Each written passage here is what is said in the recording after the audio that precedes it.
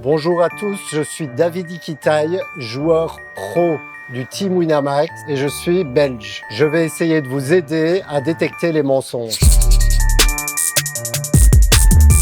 Bon, le truc le plus connu pour détecter un mensonge, ça vient vraiment de la PNL et de la synergologie. Si quelqu'un regarde en haut à gauche, quand on regarde de notre côté gauche, ça veut dire qu'on est en train de réfléchir au passé, qu'on est en train de se remémorer un souvenir. Donc on est plutôt honnête quand on regarde du côté gauche. Par contre, quand on regarde du côté droit, c'est plutôt la part de notre cerveau qui est liée à la créativité. Donc ça voudrait plutôt dire qu'on est en train d'user de notre imagination à raconter une histoire.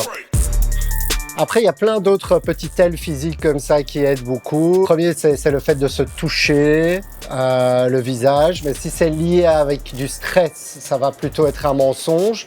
Mais ça peut aussi être tout à fait l'inverse quand on est très à l'aise, qu'on se touche le visage.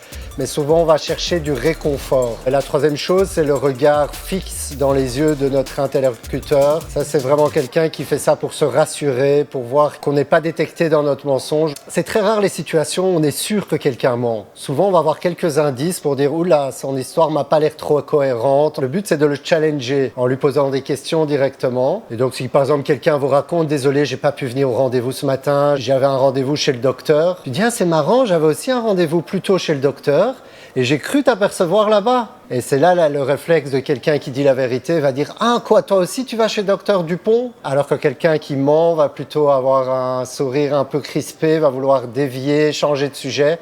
Parce que c'est très difficile pour un menteur de directement s'adapter, de répondre du tac au tac quand on le confronte. D'ailleurs, récemment, ma fille de 4 ans, je lui ai dit « Nel, c'est toi qui as mangé mes bonbons ?» Elle m'a répondu « Non ».